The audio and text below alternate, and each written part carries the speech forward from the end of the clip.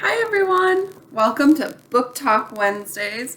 I'm Miss Mariah, and you may have seen me doing book talks in the past on Wednesday afternoons.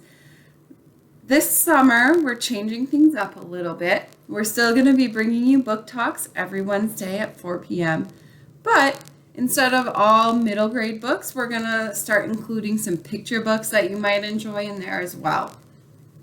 So, today, we're going to share some books about Black characters written by Black authors that are really awesome, and I hope you'll give it a try. With me today, I also have Anna, one of our 2 summer interns that are working with us to bring really awesome content and programming to you guys this summer. So you'll see a lot more of Anna. And she's going to start us off with some picture books that you might like to read. Hi everyone, I'm Anna. I am one of the interns this summer, and I'm going to tell you about some picture books that I found that I think you guys should check out. The first one is called Radiant Child, a story of a young artist, Jean-Michel Basquiat, by Javaka Steptoe. And it is a biography picture book about Jean-Michel Basquiat, who was a famous artist, collage-style painter, and who rocketed into fame in the 1980s because of his unique style. The story follows Jean-Michel from when he started to seeing art everywhere in his life, taught by his mother, who used to take him to museums and draw with him, to when he started using art to express his feelings, especially after his mother became mentally ill.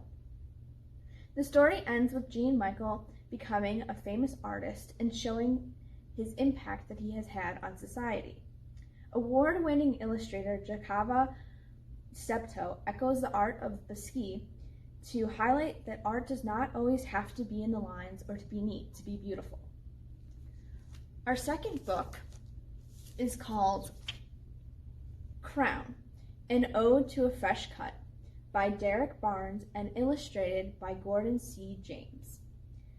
It is a powerful book about a fresh cut, and it is a story that celebrates the self-esteem and confidence and swagger boys feel when they leave the barber's chair. It highlights the tradition of young Black boys going to a barber shop and feeling like a king with a figurative crown on their heads, which confirms their worth. Crown, an ode to the fresh cut, is a fun-spirited picture book that helps young Black boys love and accept themselves and be proud of their appearance. Now, our last book is called I Am Enough by Grace Byers and illustrated by Katura A. Bobo. This beautiful picture book that teaches children that no matter who they are enough. The story was inspired by Byers' childhood experiences, who is a multiracial empire actress and activist that was bullied as a child. She created this adorable picture book to empower children like her to stand up to bullying and love themselves. I hope you guys check out these books. They are on our new display. And see you guys in the library. So, I have 2 middle grade books that I also want to share with you. And the first of those is Ghost by Jason Reynolds. So, Castle Crenshaw, aka Ghost, has been running ever since the night his dad threatened him and his mom with a gun. Castle and his mom ran away together, listening to the sound of a gun going off. That's really terrifying. I can't even imagine. So, as you might expect, that experience has left Castle with a whole lot of anger and a constant need to always be running. So one day, when he's on his normal route home from school, Castle stumbles across the practice of an elite track and field team, and spur of the moment decides to race one of the cocky sprinters. rolling up his jeans into his loose high-top sneakers. Castle doesn't even compare to this kid who's decked out in top-of-the-line running clothes, right down to his Nike sneakers, brand new Nike sneakers. But somehow, even in his jeans and loose sneakers, Castle races this kid, and it's too close to call. So, pretty much, they're not sure which one of them won, but the fact that Castle kept up with him in jeans means he's probably pretty good, maybe even better. So the coach is so impressed by Castle's running that he invites him to join the Defenders, this elite track team. But Castle is really poor. He lives in a tiny apartment in the projects. Him and his mom, they can't even afford to get him new shoes.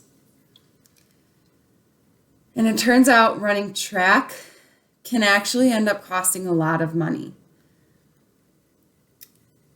So that becomes an issue as Ghost or Castle tries to join the track team.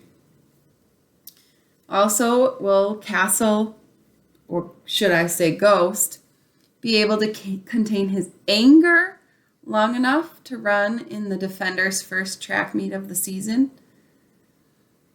Ghost is about a kid learning to move past his traumatic past, accept his economic situation, and still work towards being someone. So that's Ghost by Jason Reynolds.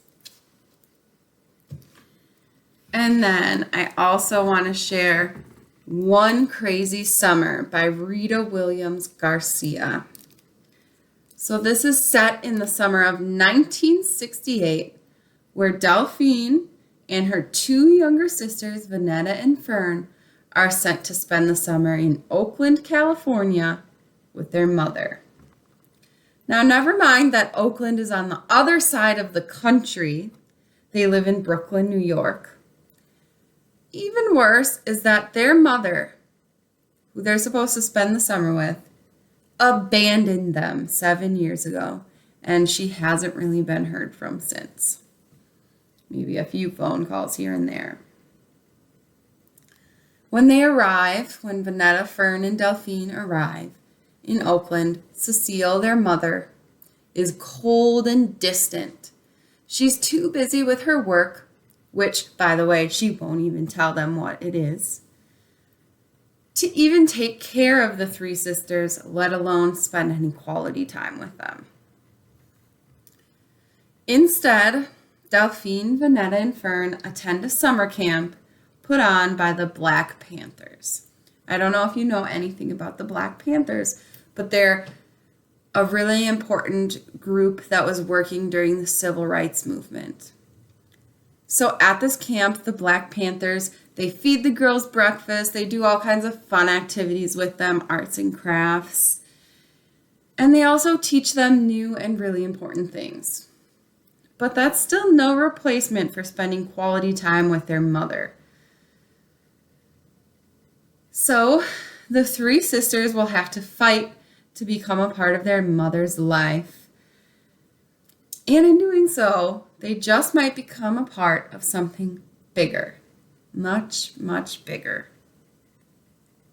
So taking place during the civil rights movement of the 1960s, One Crazy Summer is about standing up for justice and equality and fighting for what you want and deserve. Pretty relevant to some of the stuff that's happening right now, I think.